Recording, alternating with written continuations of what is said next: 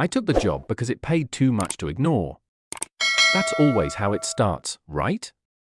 Not with courage. Not with curiosity. With money. With desperation dressed up as opportunity. The listing had been painfully simple. Overnight security guard needed for a decommissioned mining town in northern Alaska.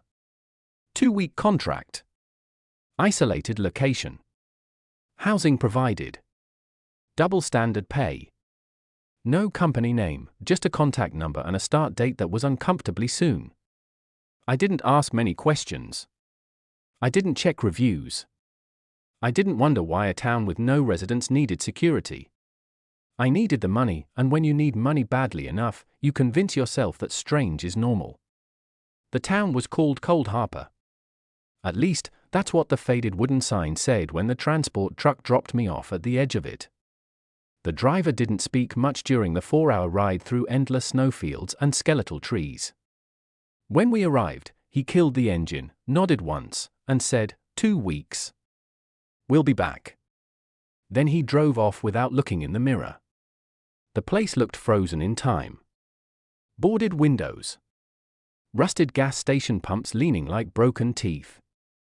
Snow piled high in the corners of empty streets as if it had been collecting there for years.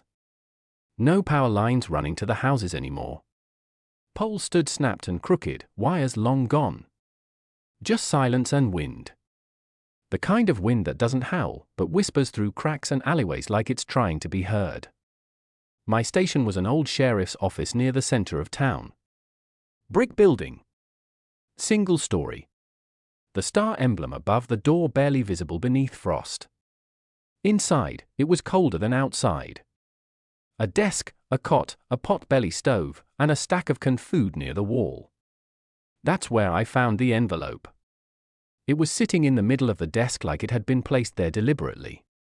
Inside was a laminated sheet titled, Night Protocol, effective immediately. It had rules. Rule 1, patrol Main Street every hour until midnight. Rule 2, after midnight, do not enter any building. Rule 3, if you see lights inside a house, do not approach. Rule 4, if you hear footsteps behind you, do not turn around. Rule 5, at 12:30 a.m., return to the sheriff's office and lock the door. Rule 6, if someone knocks after 12:30 a.m., do not answer. Rule 7, if you hear your name called, ignore it. Rule 8, the church bell may ring at 1:17 a.m. There is no church bell. Rule 9, if you see someone standing at the end of the street, do not acknowledge them. Rule 10, if they move closer, refer to Rule 4. I stared at the sheet for a long time. At first I thought it was some kind of sick joke. Maybe the previous guard had a weird sense of humor. Maybe the company wanted to scare off people who couldn't handle isolation. But there were no other notes. No explanation. Just the rules. And the town really was empty. I did my patrol that night just before 10. Nothing strange. Just the crunch of snow under my boots and the sound of wind scraping against metal signs. Every storefront was dark. Every house was hollow and silent. My flashlight beam felt too bright in the stillness, like it didn't belong there. 11 came. Still nothing. Midnight came. The temperature dropped fast, like something had opened a door to deeper winter. My breath thickened in front of me. The sky above was clear, stars sharp enough to cut. At 12:14 a.m., I saw the first light. Second house on Birch Street. A soft yellow glow through thin curtains. Warm. Steady. Impossible. There were no power lines. I stood there staring at it, my heart thudding in slow, heavy beats. Rule 3. Do not approach. My legs wanted to move. My mind wanted answers. Instead, I stayed where I was, 20 yards away, watching. The light didn't flicker at first. It just existed, like it had every right to be there. Like someone inside was reading a book or boiling water for tea. Then it flickered once. Twice. And went dark. The house returned to being just another empty shell buried in snow. I checked my watch. 12:29 a.m. I walked back to the sheriff's office faster than I meant to. At exactly 12:30 a.m., something knocked on the door. 3 slow taps. Not loud. Not aggressive. Just deliberate. I froze halfway across the room. The knocks came again. Tap. Tap. Tap. Then a voice. Soft. Excuse me. It sounded like a woman. Calm. Polite. Close enough that I could almost picture her standing there, gloved hand raised to knock again. I remembered Rule 6. Do not answer. My mouth had gone dry. My eyes stayed fixed on the door. The handle didn't move. The shadow beneath the door frame didn't shift. Just silence, then another gentle knock. Hello, the voice said, slightly louder now. I know you're in there. I didn't move. Didn't breathe. The knocking stopped. A full minute passed. Then 2. Then nothing. I stayed awake until morning, sitting in the chair with the laminated sheet clutched in my hand like a lifeline. When the sun finally rose and pale light filled the street, I forced myself to open the door. The snow outside was smooth. Undisturbed. No footprints. Not a single mark. Night 2 was different. I told myself it was just nerves, just my brain adjusting to the isolation, the silence, the way Cold Harper seemed to breathe when no one was looking at it. I followed the patrol routine exactly like I had the first night. Same path. Same stops. Same slow walk down Main Street with my flashlight cutting a pale tunnel through the dark. Nothing unusual before midnight. The air was colder, though. Not the sharp, biting cold of northern Alaska, but something thinner. Like the warmth had been drained out of the space itself. My boots echoed too loudly against the pavement. The buildings, boarded-up shops, the old post office, the empty diner with cracked vinyl booths, felt closer than they had before. I kept checking my watch. 11:58 p.m. 11:59 p.m. I don't know why I was holding my breath. At exactly 12:01 a.m., the town changed. It wasn't dramatic. No sudden gust of wind. No distant scream. Just a shift. A pressure in the air, like the moment before a storm breaks. The silence deepened. It didn't feel empty anymore. It felt occupied. Not loud. Just aware. I moved past the old hardware store and headed toward the northern end of Main Street. My flashlight flickered once but steadied. That's when I heard it. 12:17 a.m. Footsteps behind me. Slow. Deliberate. Matching my pace. My stomach tightened instantly because I remembered Rule 4. Do not turn around. The sound was unmistakable. Boots on pavement. Not scraping. Not dragging. Confident steps. Measured. Close enough that if I slowed slightly, they nearly caught up. I kept walking. My breathing grew shallow. I focused on the rhythm of my own steps. The other set followed perfectly. When I stopped to adjust my grip on the flashlight, the footsteps stopped too. Complete silence. I started walking again. They continued. Matching me. I wanted to run. Every instinct screamed at me to spin around, shine the light in its face, confront whatever thought it could stalk me in the dark. But the rules were clear. Do not turn around. So I didn't. I finished the route without deviating, heart pounding so hard I could feel it in my ears. The footsteps stayed behind me the entire time, never gaining, never falling back. At exactly 12:30 a.m., I stepped inside the sheriff's office and slammed the door shut. I locked it. Deadbolt first. Then the secondary latch. Then I leaned against it, listening. Silence. For 3 seconds. Then the knock came. 3 taps. Firm. evenly spaced. My mouth went dry. 5 taps followed. Faster this time. Then one. A single, heavy thud that vibrated through the wood. The pattern from Rule 2. Do not open the door for any sequence of knocks. I stayed still. That's when it spoke. The first night, the voice had been polite. Almost friendly. Asking to be let in. Calm. This time it wasn't polite. It whispered. My name. Clear as if someone were standing inches from my ear. I froze. I never told anyone here my name. The transport driver dropped me off and left without conversation. The contract paperwork had been digital. No one in this town should know who I was. But it said my name again. Soft. Drawn out. Like it was tasting it. I backed away from the door slowly. At 1:17 a.m., the church bell rang. One long, echoing toll. It rolled through the town, deep and metallic, reverberating through the walls of the office. I felt it in my chest. But there was no church. I had walked the entire town earlier that day.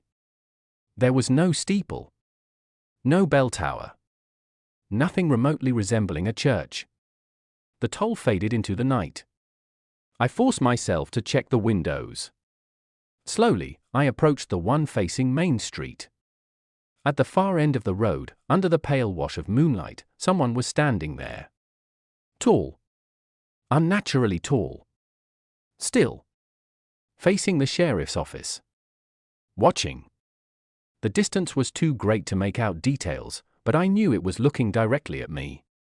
Rule 9. Do not acknowledge them. My heart hammered as I stepped back from the glass. I didn't wave. Didn't shine the light. Didn't speak.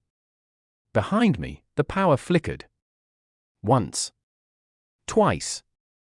The overhead bulb buzzed violently before stabilizing. Then I heard it.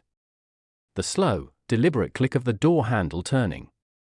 I spun, not around, but toward the door. The metal knob was rotating inch by inch, testing the lock.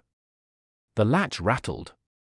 I rushed forward and grabbed it with both hands, holding it in place. The pressure from the other side increased. Not violent. Just steady. Like someone calmly trying to enter their own home. It lasted maybe 20 seconds. But it felt like minutes. Then it stopped.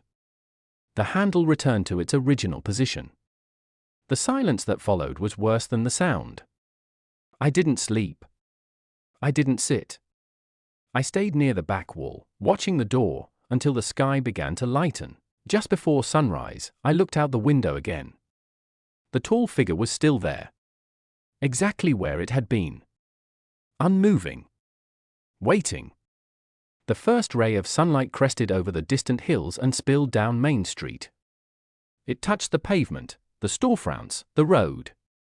And then it touched the figure. It didn't fade. It didn't walk away. It was simply gone. As if it had never been there at all. And somehow, that was worse. On the third night, there was a second sheet of paper on my desk. I know I hadn't put it there. I'm obsessive about order, especially out here, where routine is the only thing that keeps your mind from wandering too far. The first sheet, the original protocol, was still exactly where I'd left it, weighed down by the rusted flashlight. But this one was different. Cleaner. Whiter. Like it hadn't been exposed to the damp, stale air of the ranger office. At the top, in the same thin, mechanical handwriting, were 2 words. Updated protocol. My stomach tightened. Rule 11, if you hear scratching beneath the floorboards, remain seated. Rule 12, if the radio turns on by itself, do not respond. Rule 13, if the temperature drops suddenly, close your eyes for 10 seconds. Rule 14, do not look at the ceiling between 2 o'clock and 2:05 a.m. Rule 15, if you break a rule, do not attempt to leave town. That last one bothered me more than the others.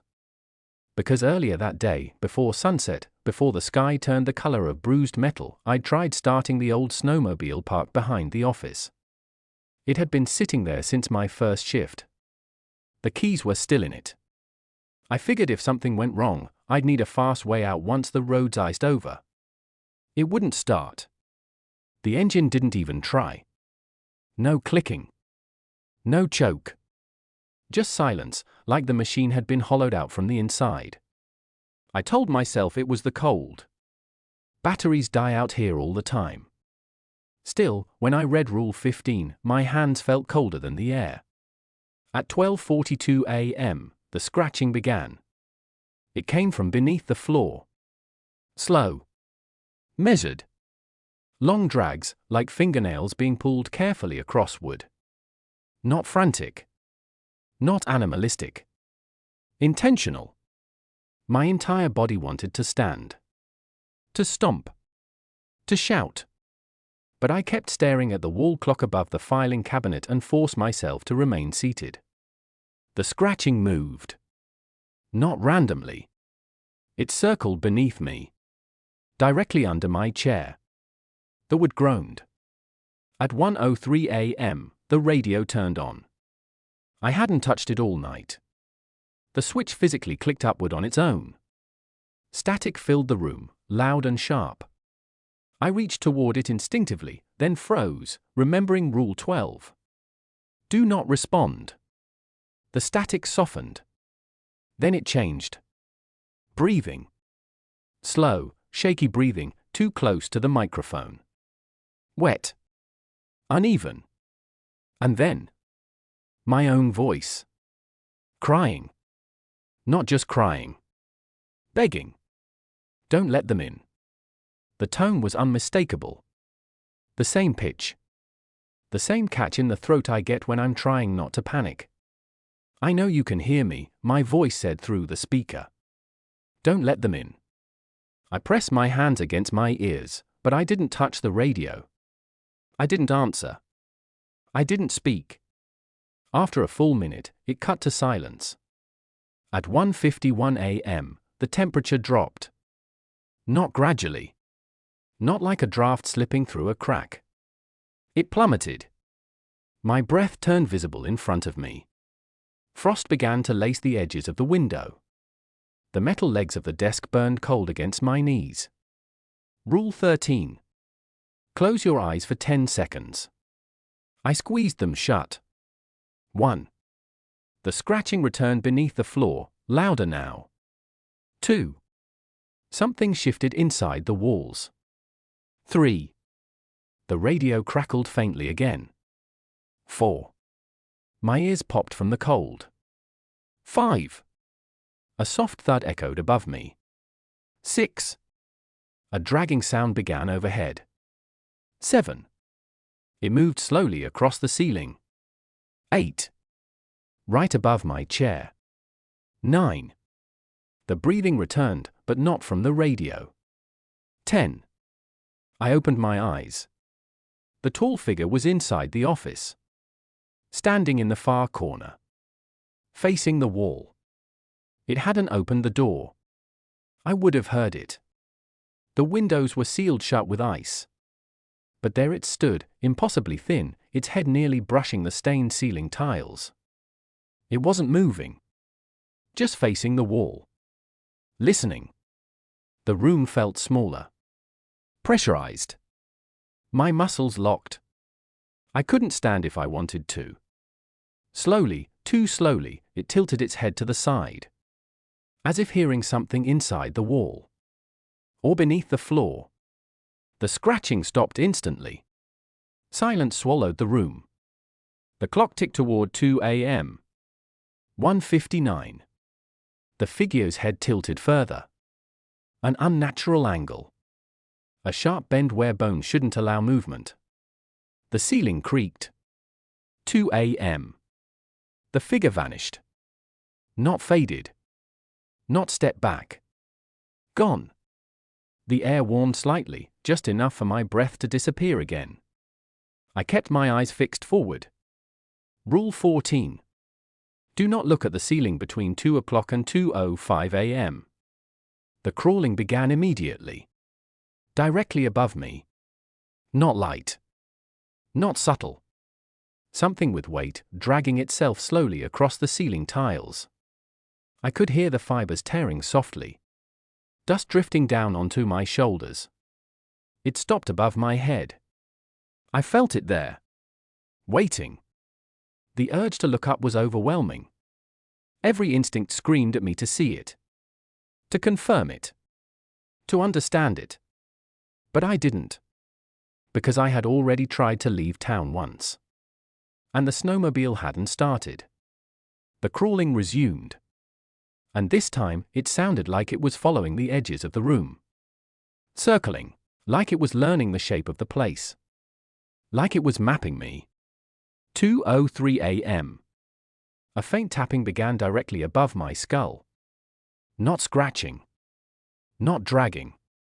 Tapping. As if something was counting. I stayed seated. 2:05 a.m. The sound stopped. Completely. The office was silent again.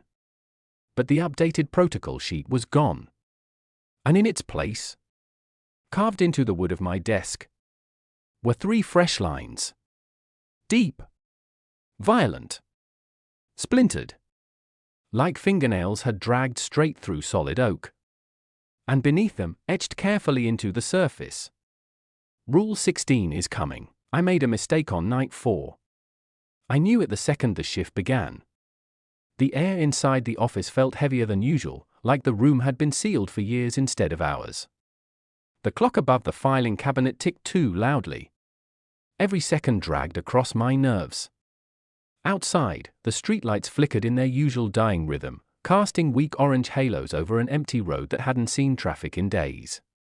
At 12:17 a.m., the footsteps started again. They always started at 12:17. Slow at first. Measured. One step. Then another. The sound echoed from the far end of the sidewalk, somewhere past the laundromat with the shattered windows. I told myself not to look. The rules were clear. Don't acknowledge them. Don't react. Don't make it aware that you can hear it. But this time, the footsteps were faster. Not running. Not quite. But no longer slow. They carried intention. They carried hunger. Closer. The sound scraped against the pavement, shoes dragging slightly as if whatever wore them wasn't used to walking upright. My chest tightened. I could feel it tracking me through the walls, measuring the distance between us. Then I felt it. Breathing. Hot and damp against my ear. I froze. Every nerve in my body screamed to move, to swing, to bolt, but I remembered the warning written on the back of the clipboard in the supply closet: if you feel breath, do not turn around. I turned around. Just for a second. There was nothing there. The office was empty. The hallway beyond the doorway was still. The fluorescent lights buzzed softly above me, flickering in uneven pulses. My reflection in the dark window looked pale, eyes wide, sweat shining on my forehead. I exhaled. And then I faced forward again. The entire street was filled with people. They hadn't been there before. I would have seen them. Now they stood everywhere. Every doorway. Every window. Every darkened shop entrance and apartment balcony. All occupied. They weren't moving. They weren't blinking. They just stood there, pressed into spaces too small for comfort, bodies angled toward the office window. All facing me. Their smiles stretched too wide, teeth catching the streetlight in jagged rows. Some of them tilted their heads slightly, as if studying something fascinating. Others kept their chins perfectly straight, eyes unblinking and hollow. None of them knocked. None of them waved. They just watched. I ran. I don't remember crossing the room. I only remember slamming the office door shut before 12:30, throwing the deadbolt across, and dragging the metal filing cabinet in front of it. My hand shook so badly I nearly dropped the keys. The rule said they would knock if they saw you look. There was no knock that night. Instead, something began pounding from beneath the floor. The first hit sounded distant. A dull thud from under the desk. Then another. Harder. Dust fell from the ceiling tiles. The chair rolled slightly on its own as the floorboards vibrated. It wasn't random banging. It was rhythmic. Controlled. As if something was trying to measure the thickness of the wood between us. Boom. Boom. Boom. Each strike grew stronger, rattling the walls, shaking the shelves. The light fixture above me swayed, casting wild shadows across the room. I stumbled back toward the desk, heart slamming in my chest. The radio on the counter clicked on. No static this time. No delay. Just a clear voice, distorted and layered over itself, as if several mouths were speaking through one throat. You broke it. The pounding grew faster. You broke it. Louder. You broke it. Over and over. I lunged for the radio and ripped the cord from the wall, but the voice didn't stop. It kept coming from the speaker, even unplugged, vibrating through the plastic casing. The church bell rang. Once. Twice. 3 times. 4. 5. There was still no church. The sound rolled through the street outside, deep and metallic, shaking the windows. The smiling figures didn't move. They remained frozen, listening, waiting. At 2:03 a.m., just as the pounding beneath the floor stopped abruptly, something else began. Knocking. Sharp. Deliberate. Not from the door. Not from the windows. From inside the walls. Behind me. To my left. Above the ceiling. The knocks moved, traveling through the structure like something crawling through hollow bones. Slow taps became frantic hammering, echoing from every direction at once. It wasn't trying to get in. It was already inside. Tonight is my last entry. If anyone ever finds this recorder buried beneath the desk in the security office, just know that I didn't scare easy. I took this job because it was simple: watch an abandoned town overnight, log anything unusual, follow the rules taped to the wall. Easy money for easy work. That's what the listing said. Cold Harbor looked deserted when I first arrived. Empty storefronts. Silent streetlights. Not a single car on the road. The kind of place urban explorers break into for views. But there were rules. So many rules. Printed sheets updated every night at exactly midnight, slid under the office door even though no one was supposed to be here. At first they were small things. Do not look directly at the second-floor windows of the hotel after 1:15 a.m. If you hear a child laughing near the fountain, stay inside until it stops. If a streetlight flickers 3 times in a row, mark it on the map and do not investigate. I thought it was a prank. Some elaborate hazing ritual. But then I broke one. On my 3rd night, I looked up at the hotel windows after 1:15. Nothing happened at first. Then one light turned on. Just one. The next night, there were 2 lights glowing in that building. The night after that, I heard movement inside it. Slow pacing. Heavy footsteps echoing from the upper floors. That's when I realized something was wrong. Every time a rule was broken, the town reacted. A door that had always been locked would suddenly stand slightly open. A house that had been dark for days would show a faint glow behind its curtains. Shapes would linger longer at the edge of the street, almost human but not quite right, too still, too patient. The town wasn't empty. It was filling. And it only filled when the rules were ignored. Tonight everything became clear. The updated sheet came at midnight like always. I waited for the scrape of paper against the floor. When it slid in, I didn't want to read it. My hands were shaking before I even touched it. There was only one line printed on the page. Final rule.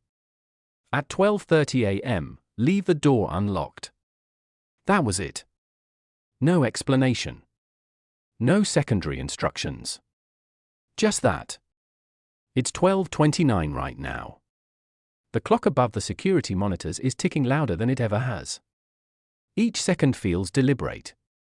Measured. Like something is counting down with me. The footsteps started 5 minutes ago. At first I thought they were behind me, echoing somewhere down Main Street like they usually do. Slow. Dragging. Getting closer, then fading away. But they didn't fade tonight. They circled the building. And now, they're in front of the door. I can see the shadow beneath the frame. Not moving. Just standing there. Waiting. The handle hasn't turned yet. It hasn't needed to. The rule says I have to unlock it at 12:30. The rules were never meant to protect me from something outside. They were containment protocols. Every broken rule weakened whatever barrier kept this place quiet. Every light turning on wasn't random. Every figure appearing wasn't a coincidence. The town isn't abandoned. It's sealed. And security guards aren't here to watch it. We're here to maintain it. To follow instructions. To keep the population at 0. I didn't understand until tonight. Because if I unlock that door, I'm not letting something in. I'm letting something out. Or maybe I'm switching places with it. The footsteps stopped. The clock just changed. 12:30 a.m. The handle is moving now. Slowly. Carefully. Like it knows I'm on the other side. If someone finds this recording, don't take the job in cold harbor. They don't need protection. They don't need surveillance. They need someone to replace what's trying to get out. And I think tonight, it's my turn.